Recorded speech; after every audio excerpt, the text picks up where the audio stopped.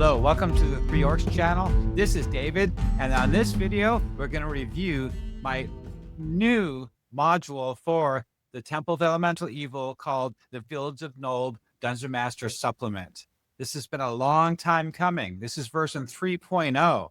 I spent over 300 hours in the last 3 months rewriting this entire module from ground up with a new focus on the leadership of the Temple of Elemental Evil, their leaders, their clerics, agents in the temple and out in the field and in Nolb, all the main characters, the major movers in Nolb, like the 2 taverns. This specific focus is built upon the activities of the second rising of the Temple of Elemental Evil. The first rising was 7 years ago, where they built this army up and they marched upon the city of Verbabach, and all the forces of good in the nation, the righteous host, got together between the gnarly forest elves and the druids and the Selene elves to the south, and the gnomes from Greenway Valley to the south, Valuna and Fiorandi knights to the north, and Verbabach got together and put down that host of evil at the Battle of Emerald Meadows. Since then, Uiz has been plotting. Now, this campaign project is based upon the original T1 through 4 Temple of Elemental Evil module by Gary Gygax, written by Frank Mencher. This is the year 579 common year. The original Greyhawk box set is 576 common year. So for the last 3 years, banditry has been up on the rise in the Viscounty and the gnarly forest. And that's a local problem. This bandit's out of control. But they've been getting worse in the last 3 years. And that's when the players come in. So the players find themselves eventually in the village of Hamlet in this sandbox campaign. They could be from anywhere. When they finally do get to Hamlet to investigate this uprising of banditry, they see that there's more things going on. They're peeling back the layers of the onion of what's happening, who's behind these bandits. They seem to be much more organized than they seem at first, especially when they discover Lareth at the Moe House. And then they get more clues leading them down to Nolb. And then they find out in Nolb that the temple agents are on the rise, and not just a splinter cult, the remnants left over from the Battle of Emerald Meadows, but they're up to no good. And at this point in the campaign, none of the forces of good have any reasons to suspect that the Temple of Elemental Evil is on the rise again. Now, this campaign is several years from the Greyhawk Wars, so that hasn't happened yet. But Uiz is planning that. And what he wants to do is he wants to divert attention to his activities to the north. So he thinks that if he can cause the second uprising of the Temple of Elemental Evil to the south to divert the attention of the forces of good, he can actually pull off his schemes to the north through the Greyhawk Wars. So what he did is he sent one of his agents, the mouth of Uiz, the Supreme Commander Hedrack of the Temple of Elemental Evil. He sent him down there to conduct the second rising of the Temple of Elemental Evil, to rebuild those forces. But he's going to do it smart this time. He's not just going to build an army and march upon Verbabach again. That's how they got put down last time. They learned a lot since before, and he's pretty smart. So what he's doing is he's using bandits, brigands, and pirates to help build, to recruit, to bring in supplies, and to organize his activities out in the world, to cause a lot of disruption in trade, and also political disruption between the gnomes and the elves and the humans. And that's when the players come in. They know that currently the land is in turmoil, and it's mostly focused on the bandits and pirates. But when they start investigating, they start putting pieces together, and they finally find themselves in Nolb. It's a hive of scum and villainy. It's full of pirates, bandits, and brigands. They don't know anything else about any Temple of Elemental Evil. And Hedrack wants to keep it that way. They want to make sure all their activities are on a down low, that won't be detected by the forces of good. Now, the forces of good, like Valuna, Fiorandi, suspect something might be going on. That's why they sent Candace Yade as the secret herbalist in town, and also Otis, the blacksmith. And they're there to investigate, to find out what's really going on, but they haven't figured it out quite yet. Because that's what players are for in Dungeons and Dragons. They're the catalysts. They're the ones that get to the bottom of things. So when the players get there, they want to make sure that any forces of good that come visit to see what's happening, that all this is just an out-of-control hive of scum and villainy full of bandits and pirates and brigands, and that it's a local problem, that the local constables should be able to handle it. Maybe they'll send them some men, like deputies. But that's about it, because they would not suspect that the Temple of Elemental Evil is on the rise again. You remember when they leveled it and set it to ruins, they encased it in powerful magics and glyphs to seal it in so nothing can get out, specifically Zugboy. And if those wards were tampered with, some of the forces are good, like maybe a member of the Circle of 8 might detect that. So those have not been tampered, so there's no reason to suspect there's anything going on in those ruins. Now, Gary Gygax originally stated in the Dungeon Master notes of the module, he expected you to expand this module. He gave you 4 example locations and expected you to expand it even more, and also create other outposts out there in the world besides the Moat House. Lareth from the Greater Temple was sent to the Moat House to conduct bandit raids along the Bi-County merchant roads and bring those supplies and prisoners back to the temple through the secret tunnel by the cabin and the barn with the well. And there's maps in this module that covers all that. In fact, this module I put together for the Dungeon Masters Guild has 10 maps and 165 pages of NPCs and characters and locations and plot hooks, everything you need to really expand this campaign and really bring it to life. More like a sandbox campaign where Game of Thrones meets Temple of Elemental Evil. And it's more than anybody would expect. It's beyond, the effort into this is beyond anything you would ever seen before. There's nothing out there on the market that comes close to the level of quality and the expansiveness of this module for this location. And I guarantee you'll be highly impressed. Now, all the maps, all the VTT maps in the module, I do present those on the Facebook, my Patreon, and my Discord channel for people to use for free. So that way you can print it up or you can use it in your VTT app. This project for this particular module in the DMs Guild is more particularly for dungeon masters like to print something up to keep at their table, because you can't really print up web pages because articles and web pages take way too many pages to print. It's not formatted right. It just doesn't look good. And it's really chaotic. So a well-packaged PDF, like a real module, which is condensed and concise and to the point and well laid out, you can print that up at your table, or you can use it on your computer while you're playing the game. And all the hyperlinks will take you through everything you need to go to in that module. It is very convenient to use. So let's go ahead and take a look at it. We'll do a quick review of what you get in this module. So this is the Village of Nulb, the 3 Orcs Campaign Sourcebook 3.0. 2.0 came out last year, and I wanted to make it more unique to the point where it's more focused on the activities of the Temple of Elemental Evil leadership. My other module available on the DMs Guild is the leadership of the Temple of Elemental Evil. Everything you want to know about every single NPC in the Temple of Elemental Evil, their activities, their personalities, their politics, everything they're up to. Their logistics is spelled out, including their recruitment. It's highly detailed to really bring that organization to life. Now, this module does that and more, but focused on the actual Village of Nulb, all the activities that are happening there. As you can see from the screenshot here, as I scroll down through it, that's the center of Nulb, where they hang quite a bit of people because a lot of bandits and brigands going on and pirates happening. And the first thing you get to is the table of contents. Now, this table of contents is clickable, linkable to those pages. So that will help you navigate to where you need to be quickly. As you can see from the very first table of contents, these are the locations in Nulb. The first 4 locations are the actual canonical locations in the module. And I have not changed anything. This module, including all my other products I have in DMs Guild, consistently match with canonical sources, like the World of Greyhawk box set, the Temple of Elemental Evil module, the T1 Village of Hamlet module. I make sure I stick to canon as much as possible and with my intention of expanding it.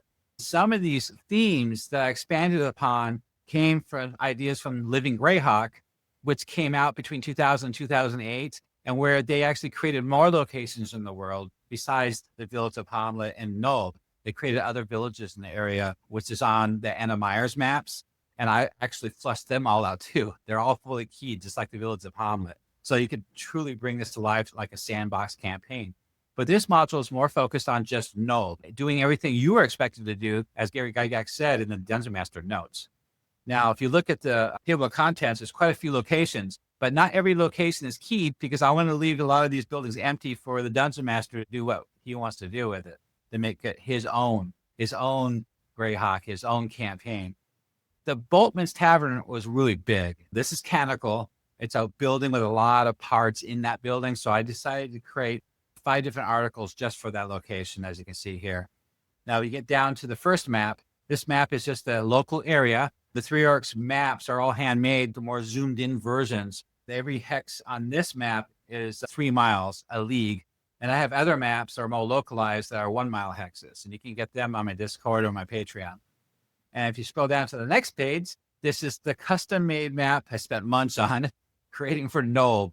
As you can see, they're all numbered and there's a lot of detail on this map. And if you need a higher resolution version of this map, you can get it on my Patreon.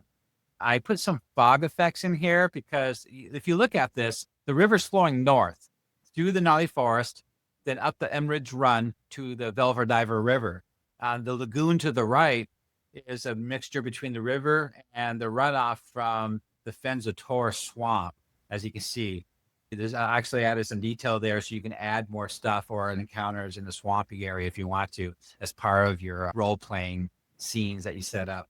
There's a lot of activity on the pier. There's a lot of activity in the 2 taverns. There's a lot of activity in these other parts, like the graveyard and these fishing huts along the river. Now we go to the next table of contents. This is for the quest. So I created 32 custom tailored quests, custom written, with the focus on the activities of the Temple of Elemental Evil and the other important NPCs in town. Because you got to remember, the Temple of Elemental Evil doesn't exist in a vacuum. They need help with supplies, prisoners, and recruitment. And if they want to do these low-key activities without being noticed, they're going to need a lot of help, a lot of agents out there. And they're going to need help from some high-powered characters out there in the world, like certain lords of City of Furberbach or divers, because they're the ones that have the real power to be able to make things happen when it comes to supplies without tipping off the authorities. And certain lords are actually helping this rise because they support Uis or Zugmoy, the elder elemental god. And there's a lot of quests involved with that too. And there's a lot of agents out there and they're all up to something. D&D had a huge impact on my life. I started playing in grade school after Star Wars came out in 1977, where I started a gaming club that led to D&D. At the time, I would be found in a classroom, keeping my head low, buried in a fantasy book. The D&D Blue Box set changed and consumed my life. Quickly after that, I bought the AD&D Player's Handbook by Gary Gygax, which had a massive influence on me. I highly recommend these books to read. Rise of the Dungeon Master, Gary Gygax and the Creation of D&D by David Kushner and Corinne Sadmi. This graphic novel is a quick read, and it is a brief glimpse into the life of Gary Gygax, the creation of D&D, the controversy, and the effects that the game had on pulp culture and many lives that it touched. The next book is Empire of Imagination, Gary Gygax and the Birth of Dungeons & Dragons by Michael Whitwer. I found that this biography is a series of fictional vignettes about events in Gary Gygax's life, loosely connected by nods at context, which is more of a inspired by true events story than an actual biography. And the last one is Of Dice and Men, the story of Dungeons & Dragons and the people who play it by David Ewalt. This was a fun read about the history of Dungeons & Dragons. The author injects that some scenes from one of his own D&D campaign, which I liked, but sometimes it strayed a little bit too far from the subject and covered a lot other role-playing games. I was really happy to identify with a lot of the scenes in this book, and not just from playing the game. You can find my affiliate links down below. So the next page after that is just a full briefing of the actual village. Typical location article you'll find in any module, where the front page is everything you need to know about what the place is like, the demographics, the breakdown, the observations. And I always like to add flavor text. So if you need help role-playing, I always put a lot of flavor text and dialogue in all of my articles. So that way you can just read this to the players, or you can ad-lib it. You know, do whatever you want with it, but it helps you get a feel for the place to help you role-play. I like doing that. And I also like to give quotes here, like a grizzled dock worker at the river docks would say something like this. So it helps you bring it to life to really help you role play and engage the players. The next page, I wrote some special articles just for the Dungeon Master, what this is all about and how to use it. Everything you need to know about the cult intrigue, their influence, their alignments there, a dangerous refuge, expanding the vision of Nolb. This is a dynamic setting.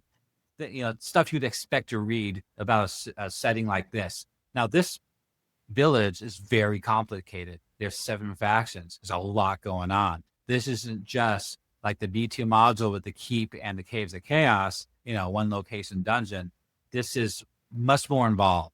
There's a lot of politics involved in the Viscounty of Furberbach, the Druids of the Gnarly, the Elves of the Gnarly, the Night Rangers, Selene to the south that closed their borders. You got the City of Divers to the north, You got the city of Furberbach, and you got all these other minor villages in the area too. There's a lot going on. That's what this big project is all about, to make this truly a sandbox experience. Everything they do will eventually point them back to the activities of the Temple of Elemental Evil and bring them back to Nolb. So that what's just awesome. The different factions and what's going on with the pirate smugglers and the tensions of the Viscount. There's a lot here that covers. The mounted borderers are the ones that patrol the border for the Viscounty. The bandit raids. You got more quotes here to help you bring it to life. Now another page of, this is kind of like a table of contents for the major characters. I decided to put them all in 2 pages for a quick glance to see them all together on a page. That way you know who's all here in the village without pouring through page after page looking for something like different characters. I need to know more about the constable. His name came up in some role playing in the tavern, and you had to look him up real quick. I make sure I put all that stuff here in these 2 pages with hyperlinks that take you to those stat blocks and articles for that character. So we get past these 2 pages of all these characters. And then finally you get down to another article where it talks about basically what would happen if a lawful good character came into town, like a paladin of Heronius or a cleric of Pelor, and they come in and start arresting people in the name of the Viscount. This is like a hive of scum and villainy of pirates, bandits, and brigands. You know what's going to happen. They're going to just gank them right there in the streets. They probably won't last more than 5 minutes. So I wrote legitimate, logical reasons why that will not happen. So you remember what I said before about the Supreme Commander Hedrack, the mouthpiece of Uis, who's responsible for this second rising, the Temple of Elemental Evil? He's doing this smart. Well, this article explains all that about the law in Nolb, how basically he doesn't want the forces of good to be tipped off of what's going on. So if let's say the Bishop of Heronius sends a player character, paladin, to investigate the bandits or the pirates, like something happened, like somebody got kidnapped or whatever. And they get there and they start arresting people and start throwing the weed around and start murdering people. The thing is, if they do something to that paladin in Nolb, that'll tip off the forces of good. Hey, something's going on down in Nolb. We need to bring in some more forces and some big heavy hitters down there to find out what's going on. Hedrack does not want that to happen. So if he was to take care of the players, he wants to send them away, misdirect them. In fact, you know how all the different minor temples are fighting each other, the different factions, because they want to come out on top when this is all over, the fire temple, water, earth, and air, and the greater temple. Well, they're constantly stabbing each other in the back and causing mischief to make each other look bad and make each other weak. So you would expect that, like the fire temple agent would throw the water temple agent under the bus and actually tip off to the players where their base is out away from Nolb. They got a base out at the Moat House. You need to go there and take care of them, because that's what's happening. They're the ones responsible for all the banditry. They have a base out there away from Nolb. You need to go there and take care of them. And of course, they'll tip them off so that we are waiting for them or ready for these players when they do arrive. But I'll get them out of Nolb. And another way to take care of him, if something bad happens to those players when they're not in Nolb, that's fine. But they can't really happen in Nolb. It is too much. There's a lot of recruitment going on, as you'll see in my next article. I put a lot of charts in here to help you put it together at a glance, because I know how much you guys like charts. So the Village of Nulb key locations. I put a lot of little dialogue here and there to bring it to life for you.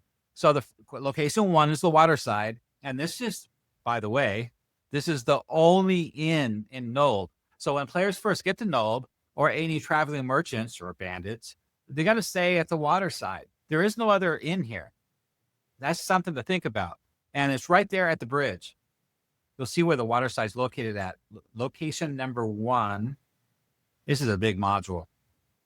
So right here, where my cursor is location number 1. On the left side of the banks, that's the low road, and that's the high road going to Hamlet.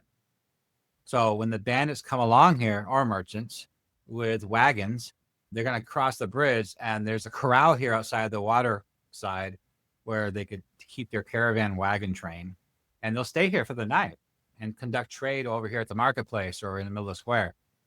And the players will be there too, staying the night. So there's going to be a lot of activity at the Waterside. There's a lot to think about here. And so to bring this to life, there's a lot of NPCs that can do that. So let's go back. Oh, I should show you my example of my links. Let's go back to the beginning again. Okay, so we're here at the table of contents, and I'll click on the Waterside Hostel. And we're there. And basically the room rates, the owner, the functions, the physical features, the hospitality, the politics and ties, in the infamy and the survival here. I make sure that every faction is represented in almost every article, their relationship and how what they think or how they deal with them. So to help the dungeon master understand what's happening with all these different locations and NPCs. I get different atmospheres for day and night, the serving staff, the manservants. And then we get to the second page of the same location. There's the characters. There's Pearl, the serving wench, Watt, Dala. So there's a lot going on here. As you can see, it's really flushed out. There's Dick, Wrench. And I decided to write full flavor text when you first when players first get there. This will help you bring it to life with some dialogue too.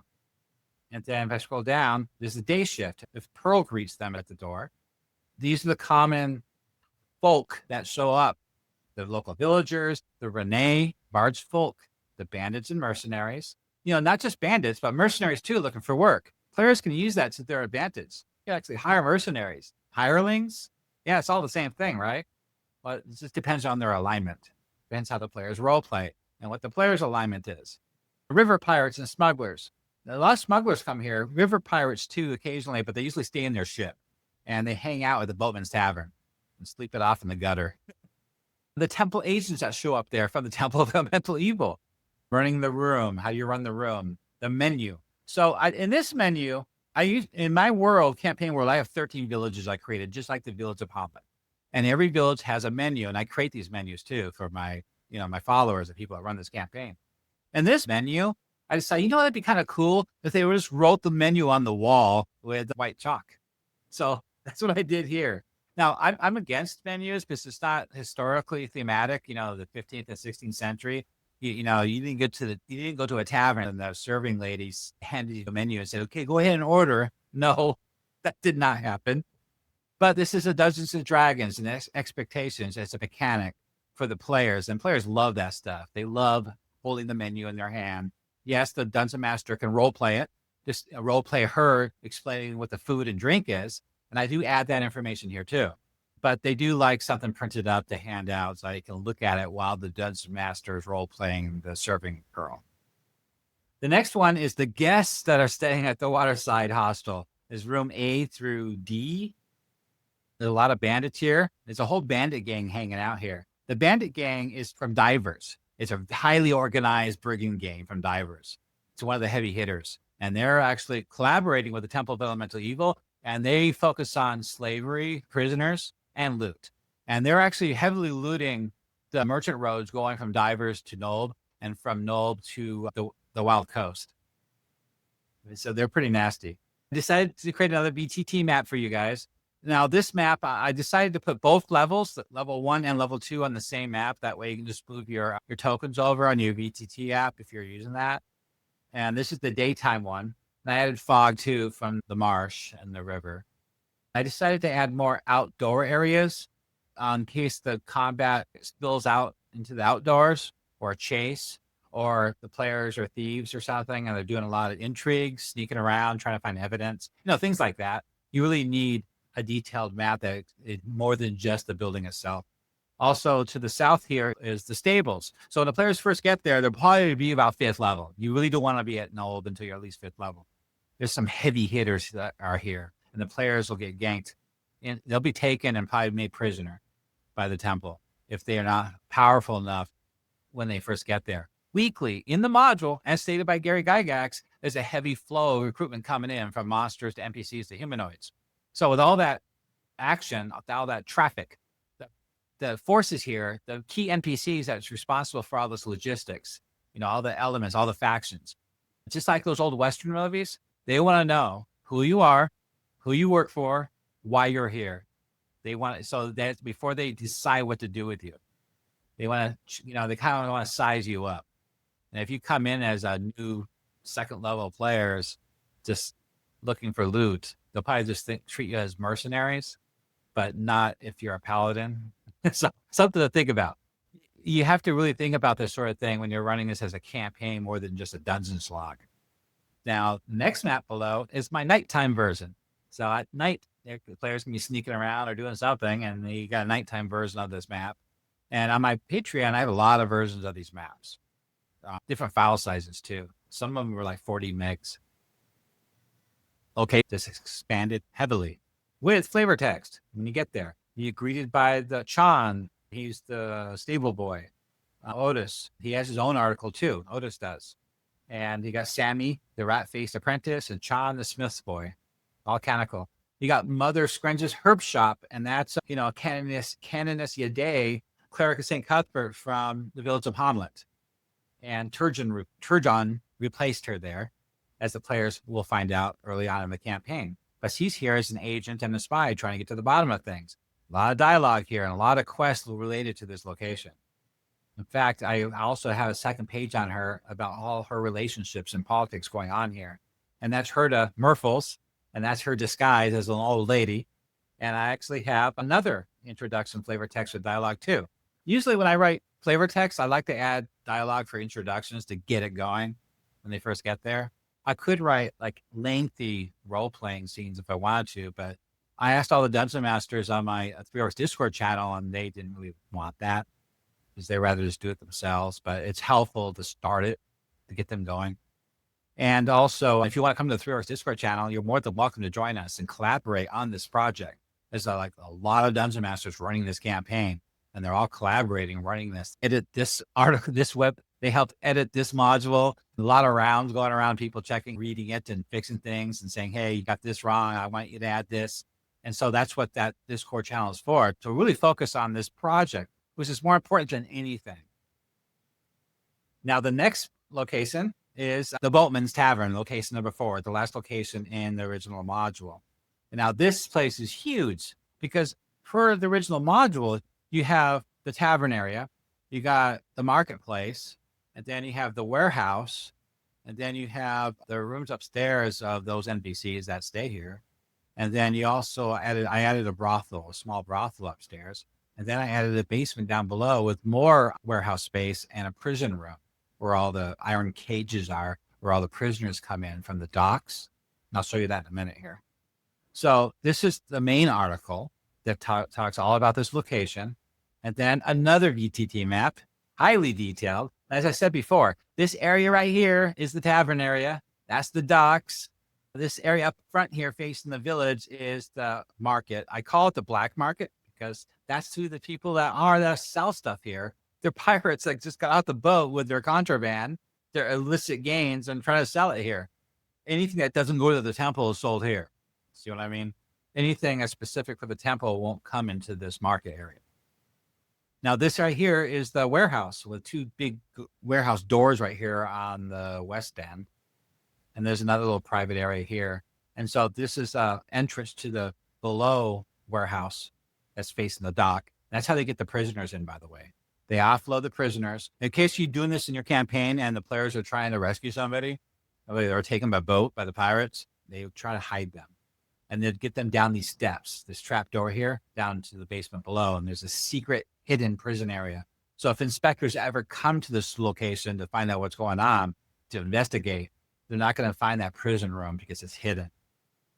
And stuff like that, you expect players to figure out, not NPCs, even though that's not realistic, but this is Dungeons and Dragons. So I go into detail about the economy and their relationship with the temple agents. And Skull welcomes the adventurers. Huge flavor text and him greeting the players for the first time when he gets there. And that's him. On the right-hand side is Ladris. She's the real owner here. A lot going on with her, too. And this is what the menu looks like at this location, which just is basically a simple menu tacked to a pillar in the tavern. I thought that came out pretty good. And, more dialogue. One hand on your drink, the other on your dagger. That's Nolb for you. The main room. So this page is just focused on the main tavern room. And more dialogue and flavor text. The description here, the mood here. On the right-hand side is any hour, one might hear the following. You might see the following. The details, activities, and encounters that are happening here. That's one of the serving wenches here. That's somebody you do not want to mess with. And more about her. She's sour-faced and quick with the pitcher. So you can imagine her bashing somebody over the head with that pitcher. So I created an encounter chart for the next page. So it's a D100 encounter chart, and anybody could be here at any time. The next page is the Black Market Hall, like I said before. And this is basically pirates selling their illicit gains there at the market, indoor market. And I really brought it to life with a lot of description and even flavor text and dialogue too.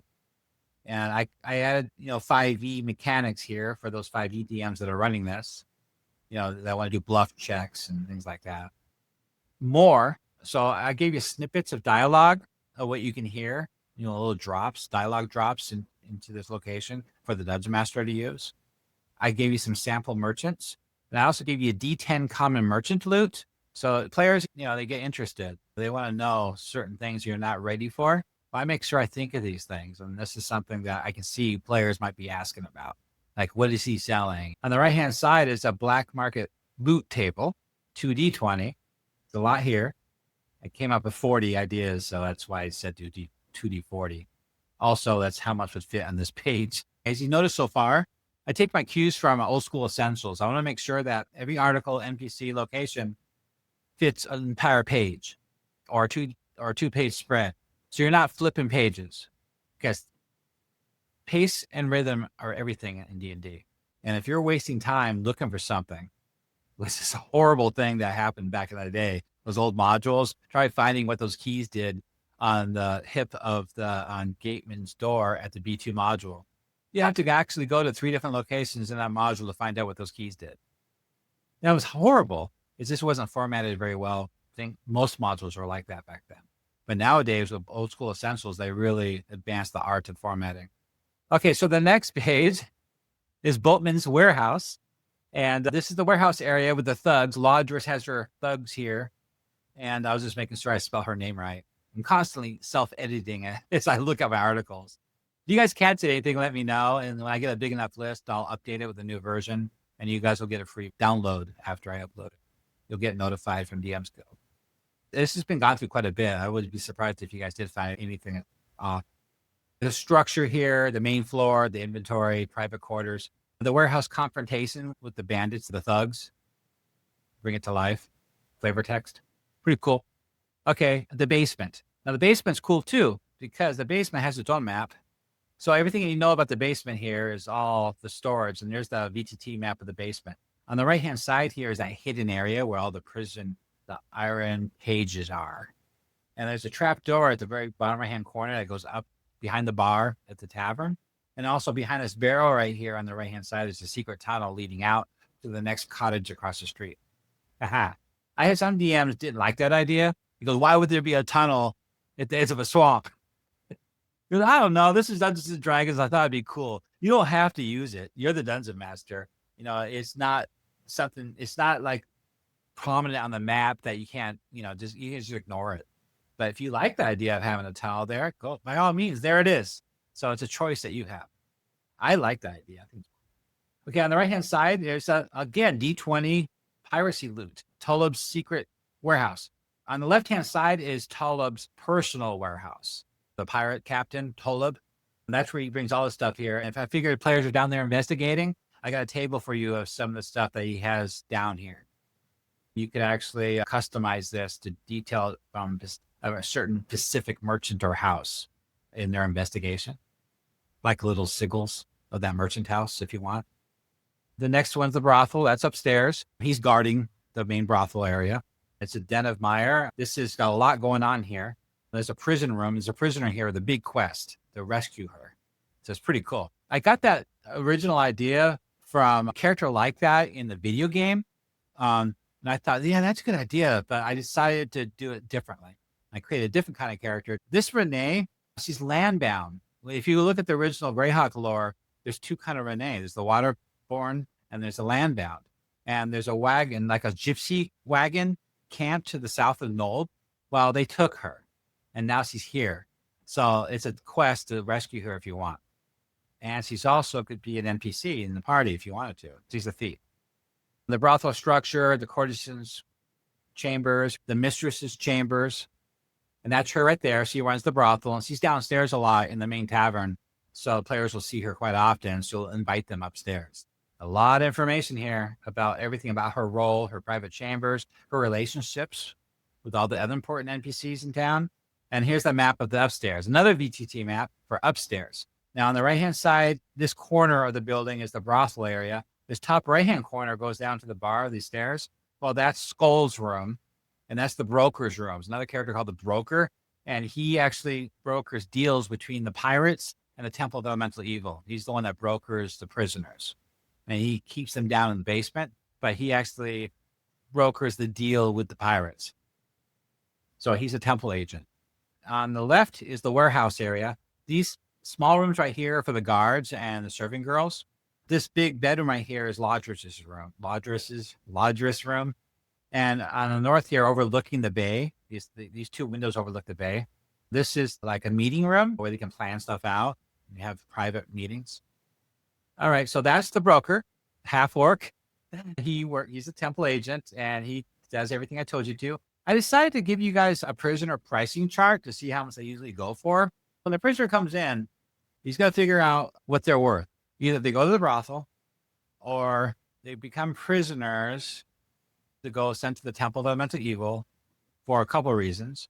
One is cannon fodder or undead fodder, or they could be sacrificed to elemental nodes, or just given to some of the monstrous creatures down there for food, or they could be ransomed.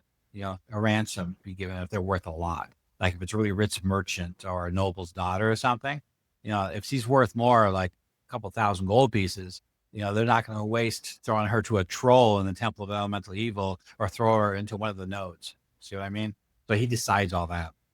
And if any of the players, companions or themselves get captured in this way, you can track what's happening to them. So that way the other players has the possibility to rescue them. So these more locations here in Nolb, we're running out of time in this video, but there's a lot of dialogue, a lot of flavor text, a lot of charts, a lot of locations, a lot going on, a lot of artwork.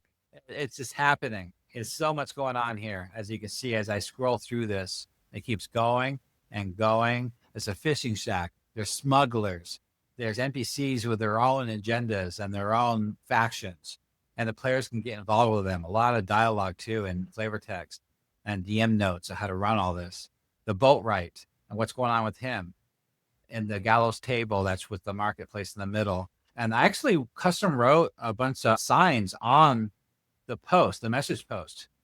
So you can read this. The players can walk up and actually read it. Or it's this page. This page is the signpost with all the edicts. The constable himself actually wrote most of these. But he's very ineffectual, as you'll see, as we get to his location. He's trying, though. One of these is really good. It has been brought to the constable's attention that locals, including young and impressionable children, have been visiting the old and empty temple outside of the village. For the good of the villagers, this must cease. There are concerns regarding the structural stability of the old building, and until such time as the building's safety can be ascertained, the constable regrets to inform you that the Pilgrim's Trail and all points further south on that trail are to be considered off limits. Anyone encountered south of the blocked path will be considered a brigand and accosted on sight. That right there will get players into a lot of trouble. Just looking for this old temple ruins, legitimate reason for stopping them. So there you go. There's a lot going on. I got ruins here. We got a chapel of Zilchis, which is like, they're supposed to be neutral, but this guy's greedy as heck.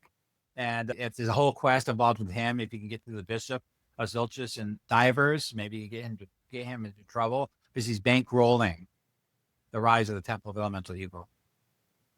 Hedrack is using them, and Commander Feldrin is considerably using them, including all the pirates. And there he is right there. He's a nice guy, can't you tell? And the whole dialogue and flavor text. So anyway, the wharf, the pier, I brought that to life. This farmstead and a woodcutter's cottage, the mill and the family that lives there, the ranch of sheep and turnips. In fact, the old mayor's manor was destroyed after the Battle of Emerald Meadows. And so what the bandits, the temple brigands did is they moved in and they built barricades up and they put little watchtowers on top of the roof, and that's where they're holed up at. And they're the ones that are actually responsible for the logistics in Nulb, for getting the supplies and prisoners from the wharf pier at the Boatman's, or the Wainwright of the Bandits brig coming along the north and south, the low road and high road. So these are ones responsible for all that. Now, this location is going to be a lot of fun because it's so much happening here that obviously the players are going to come here looking for trouble or do an investigation and sneak around and try to get proof. And so when that happens, what do you need? You need a VTT map. And so I created another map of another location in Nolb to engage your players with. And this is both levels are on one map. So that way you just move your tokens around. And basically you can see that a lot of it is still the condition, but a lot of it's in ruins too. And I have a full description of this entire place with dialogue and flavor text of when the players first get there and they're accosted by the brigands there. You can have dire wolves there with them. There's magically controlled sturges there by the wizard there. So he's a temple agent. Then there's a bakery. He's blind. That's a big location. So there's 2-page spread on that because there's a lot going on with the bakery. Because the bakery is basically the only place in the village that's making food, except for the 2 taverns. Think about that. There's nobody else really making food. Nolb graveyard. It's got a lot going on. This is a necromancer here. So this place is really interesting. It's a lot of quests for this location. Now, this isn't your standard necromancer that you want to build this undead army and march upon the whole village and take it over and make his own undead kingdom, like all necromancers in the history of Dungeons and Dragons. No, he's not that kind. He couldn't be if he wanted to. You get the Temple of Elemental Evil on the rise again. Serious high-level characters are just a mile away, and other agents are in town.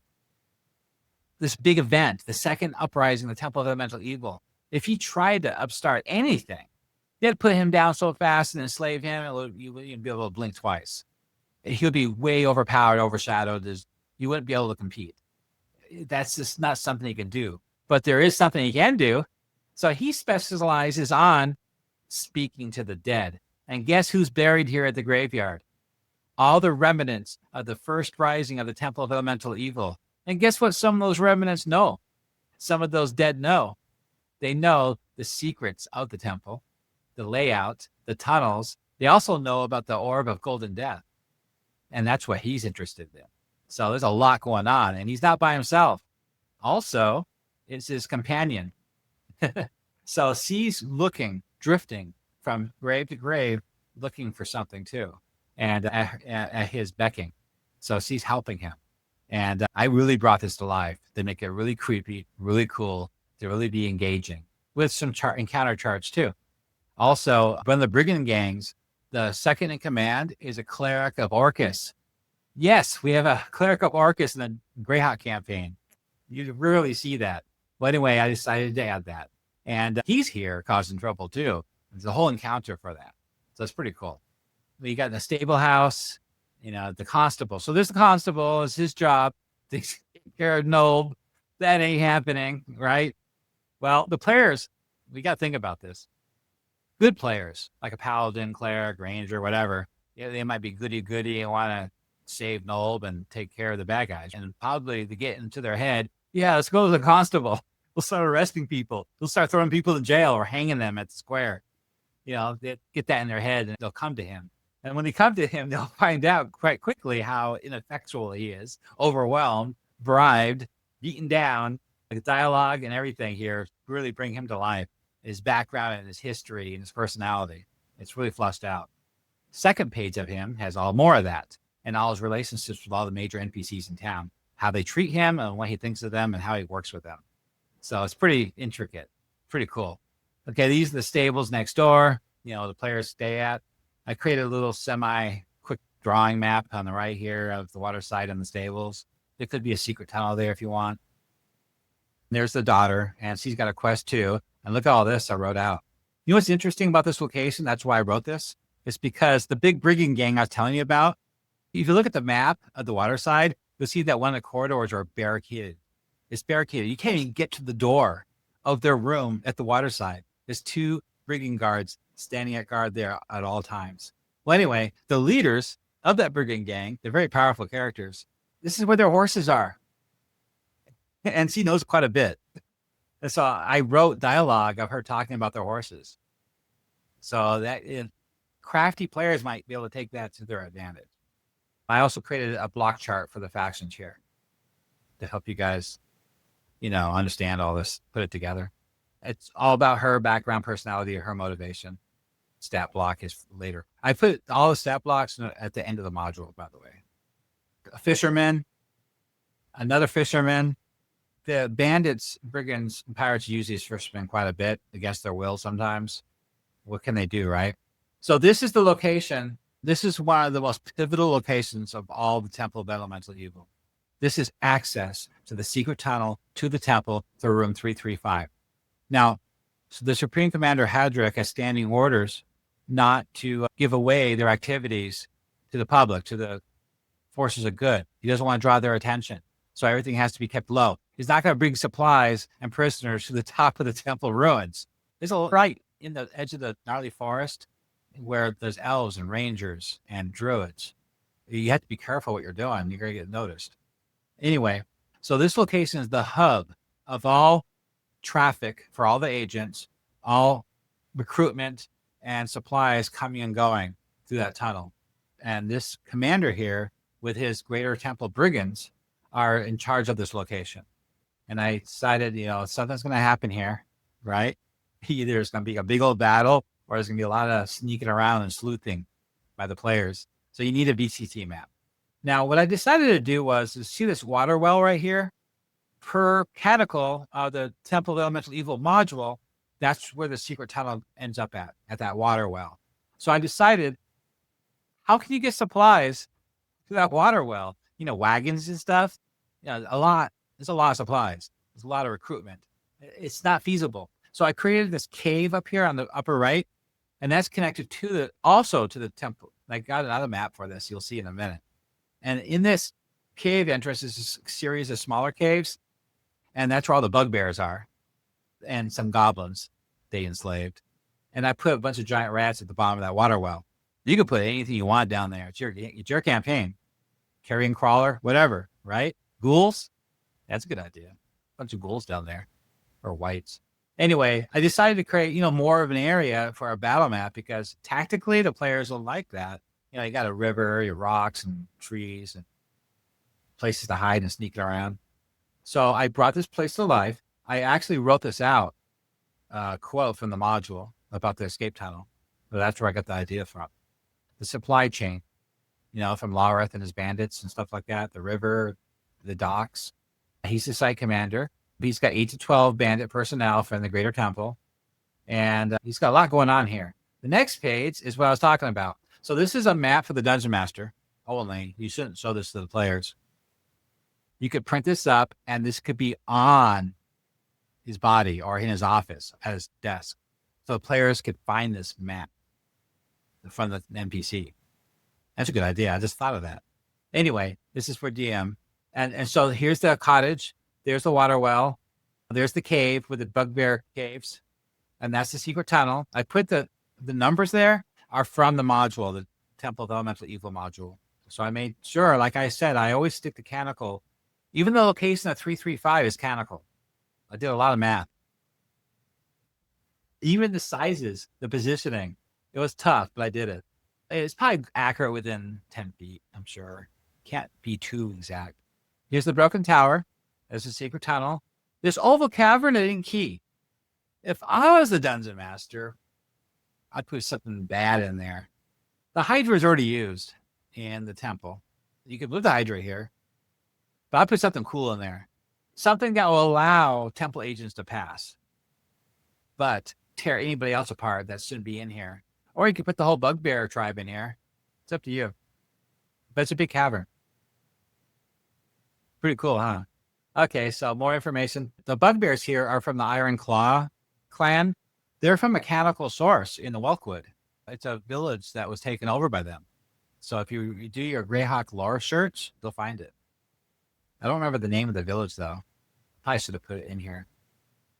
Tunnel entrance, concealment, surveil. Okay, so I broke down in game terms and 5e mechanics, like your perception checks and things like that. I broke it all down of all the activities, your athletics check, going it down to the water well, things like that.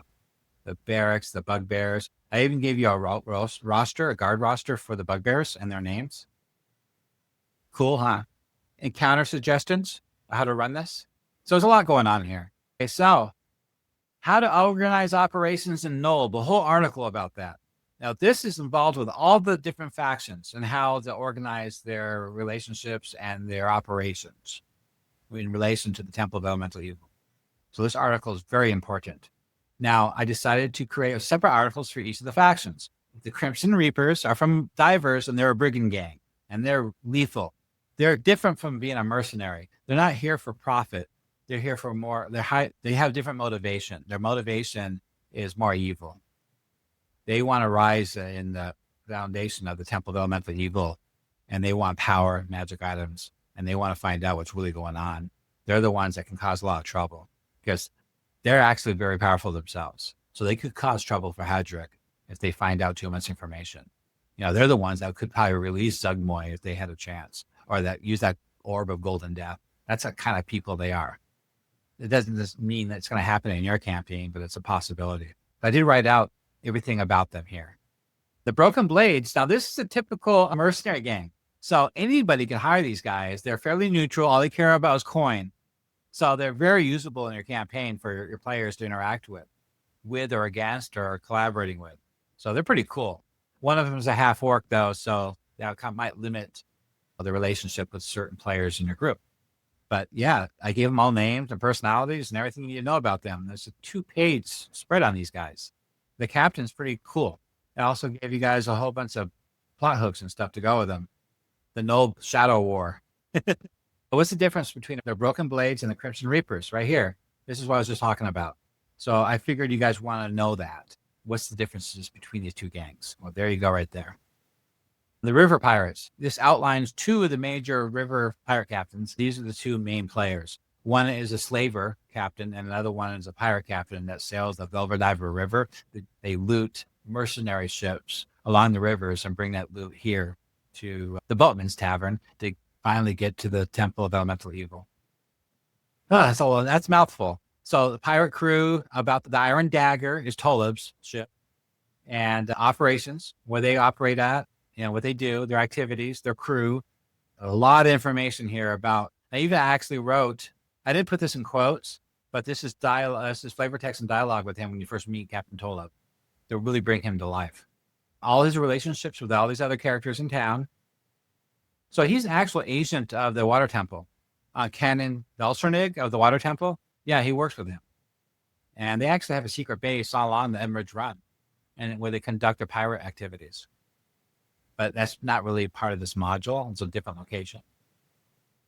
The Pirate of the Crimson, so the Crimson Trader. So the Crimson Trader is a slaver ship hailing from the Wild Coast. And the captain, Captain Vestrick, there he is. He grew up in Safeton. And it's probably not Safeton, it's the other place. It's all right here for you to figure out. But basically, the Slave Lords and the Scarlet Brotherhood. He's an actual secret agent of the Scarlet Brotherhood. There's actually another secret agent of the Scarlet Brotherhood. I'll keep that a secret for you to figure out who that is. So it makes things much more interesting in this campaign. That's his crew, the Slaver Galley. So he's got a whole crew here, and it's all laid out. Madame Silentis and the Greater Temple Cell. They're staying at the old mayor ruins there. And she works directly with the Supreme Commander Hedrack and Commander Feldrin, who's commander of logistics for the Temple of Elemental Evil. So she's a wizard. So this is the wizard support for the bandits in Nolb. And they've got a command post at the old mayor's manor. They took that over. And she's got a big history, a big background, highly detailed character. And she's part of the larger campaign. Her brother, she's from a noble family that lost their nobility and their land, their titles, after the Battle of Emerald Meadows because they betrayed the forces of good. They were working with the Temple of Elemental Evil, and they got found out. So she ran. Her brother went to divers, and then he went to the city of Verbabank posing as a rich merchant. So he's there now, hobnobbing and collaborating with other nobles there, getting them to work with the Temple of Elemental Evil and her. So there's a lot going on. This is the House of Kari. So this is the Ren Atloe family. This is the land-based Renee I was telling you about. So this is a highly detailed article about this family that's camping out just south of the Village of Nulb. And all the major characters have stat blocks and backgrounds and personalities, so players can really get involved with them. I got a lot of dialogue here and a big quest for them. That way you can really bring them to life and rescue the daughter. So that's pretty cool. I got the kids of Nolb, and then we finally got quest. So the quest is a big section, a 32 quest, and it really brings this place to life. And I got a lot of dialogue, a lot of flavor text, a lot of things happening here. That it goes on and on and on. There's no end to the amount of graphics and charts and dialogue and artwork for all these quests. She's the one that needs to be rescued at the brothel. And you'll be mightily rewarded by the Renee if you do this. But you also make enemies too. Players need to make choices. What faction they're going to play against another faction. You can't go against all the factions at once. You'll get annihilated. You have to pick a side and then pit those sides against each other, just like in those old Western movies. Anyway, this is that quest I was telling you about. I made a tarot card that you can print up. And so draw this tarot card in their dialogue here and talk about this. And the player, they choose which card. This quest outlines that entire quest line with her doing a reading for the players. More locations, more. It's just more and more. What can I say? Every location, every NPC has quests and plot hooks. There's the graveyard I was telling you about. See? Orcus. Artwork of him doing the deed, what I was talking about earlier. And that's the results, those strange glyphs that show up. He's doing this at midnight when everybody's sleeping. So the player could catch him in the act. Pretty cool. Like, I cut these down into parts. Like, this is a 6-part quest here. The stable house, a whole series of quests for the stable house. I actually created this custom artwork here. I'm the first one, I think I'm the first one ever to create a tattoo of the Scarlet Brotherhood. There it is. I don't think I've ever seen anybody do this before. So this is the first ever Scarlet Brotherhood tattoo image. Cottage, a whole bunch of quests for the cottage. 2-page spread of that. Thorns Cottage, another one. There's a lot of quests here. We really bring this campaign to life. Keep these players busy, not just doing a dungeon slog. It keeps going and keeps going. The Hunting Cottage. I decided to create, if the players are investigating the Hunting Cottage and that secret tunnel, but they don't know the secret tunnel is there yet. They don't know about it yet. They just know that this place is important. Probably because they follow some wagons. Brigands and bandits brought some wagons to this location, of loot and prisoners. So the players trailed them down the hunting cabin, but they don't know about the tunnel yet. So this is the clue table to help them figure things out, to help you run this, the clues that they'll find there. And I also gave you 5th DC checks to help you with that if you're a 5e DM. Dialogue, depending on what they ask and what they're talking about. I spent countless hours working on this. The slave lords, the A1 through A4, the black net, the safety in front. So there wasn't any information about the slave lords and the Wild Coast, so I kind of made this all up. So the chapter of the slave lords in Safeton is called the Black Net. So I decided to create that. And this basically, this little sub-article goes over everything you know about that chapter in Safeton for this campaign. I figured that'd be pretty useful for a dungeon master. And she even has quotes, her opinion on the slave lords. The Will of the Earth, really in-depth quest that involves the Earth Temple. It just goes on and on. It just keeps going forever. Look at that, all that dialogue and the descriptions and narration. It's just forever.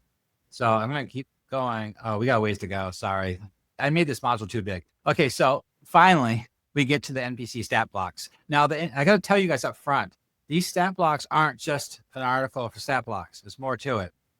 But the first page is the characters by location. I figured you guys need to know where the characters are at a quick glance on one page of all these locations and who's there.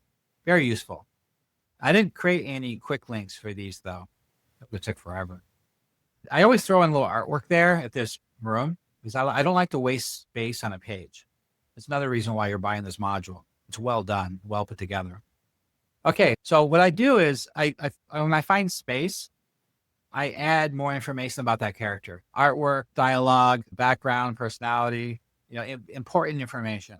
So you definitely want to check out the stat blocks for more information. I'll give you a really good example down here. Dara, the Toad Mother. Look at that. She's a priestess of Wastri. See her holy symbol? I remade all the holy symbols for the world of Greyhawk, by the way. You can find that on my Patreon too. So basically, there's a whole bunch of dialogue here and some rules for her quest, about her, what she's up to. So this page will go with the quest article because this is more information about her. So I do that a lot here. I try to organize the layout of the page to add value to every page. Like Captain Wren, see, he's the captain of the Broken Blades. So everything you want to know about him, including dialogue and flavor text. I didn't put a border around this flavor text because it would have made this page go off page. It would have overrun. And I tried it, but it went overrun. So I decided to strip that format out so it fit on the page. Okay, so we keep going. See, more information, not just stat blocks, but meeting the constable for the first time. I didn't have room on his article for this part. See? So I put it here with a stat block. So you keep going, keep going. In fact, one of the biggest articles here, besides Felix, he's the raid leader for the Crimson Reapers. So look at that. All his personal information about him. See, I couldn't see writing all this much information about one character of that band on that band article, that gang, because it would have been imbalanced. All this information about one character, but not enough information about another character. So I put them with that stat blocks. More, a lot more. But let's go ahead and take a look at Otis. So Otis, see, Hosk, Chains, Valeric. Look at that. There's more artwork in these stat blocks too. So you definitely want to look at the stat block before you run this and information. So Otis has a huge 3-page spread of huge background about him. So it's really important that you go read him. Madame Salentis too. Stat block. She's a powerful wizard, casts 3rd level spells. But this is everything you want to know about her. Her background, everything that happened to her. Also how she uses spells too, to her advantage. Oh, this is big. It's not just this page. I actually added another page too about her and role-playing tips for spell use. See this character right here, the priest of Orcus? Same thing. He's an odd character. He's Tov. Tool? Yeah. He's not the regular 3 human races. So he's an odd one. He's the only one of that race here in Nolb right now. So he's definitely different. Captain Vestric. Everything about him, his background, everything you want to know. So these are character articles with their stat blocks, basically what I'm saying. And Otis has this big one. He's the biggest. He's got a lot going on. There's Otis right there. So you got Otis, big stat block, 9th level ranger. He's really powerful. But look at this. Page 1, page 2, page 3. So 3 pages of background and everything about him, which is quite a bit. So let's go ahead and scroll to the very bottom, past all the river pirates and all these different characters. And finally, to the very end, Watt should be the last one. There's Watt. See, Watt has a whole background too. This is too much to put in the actual Waterside article. It would have taken up too much space, so I put it with a stat block. We have a random encounter table for Waterside Hostel. We have also a Boatman's Tavern nighttime encounter table, 1 through 100.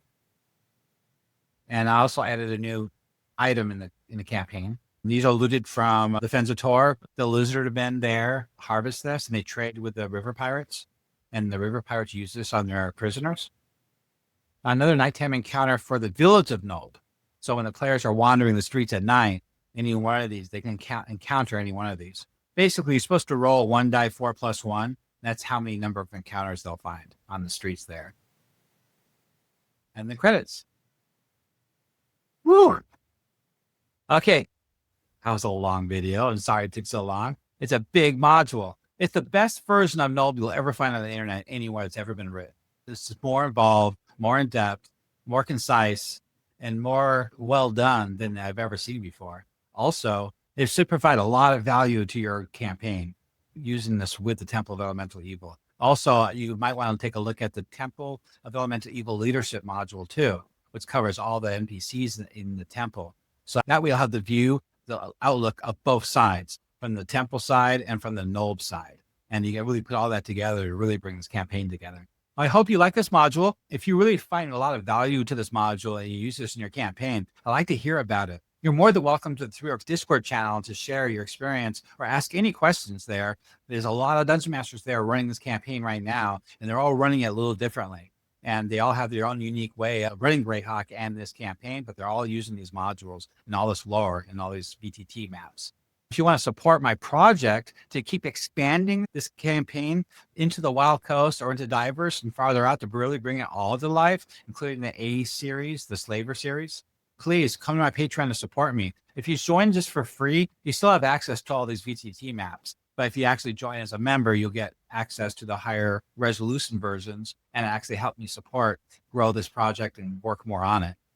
Also, if you want to follow me on my YouTube channel, please do that down below. I always do reviews on all my work. I have a weekly live stream every Sunday night at 7 p.m. And sometimes I'll bring a Dungeon Master in as a guest, and he can talk about his campaign and what he's been doing in his campaign, or they have questions about the project and campaign. If you're there joining the live stream, you can actually ask questions. We can answer them too. Did you enjoy video? Consider tossing support on my Patreon. It's best way to support orcs. If you would like to see more content, subscribe and post comments below. It better not be bad. But I hope you like my campaign, the setting here, and this module. And I hope your players enjoy your campaigns as much as mine have. Thank you so much.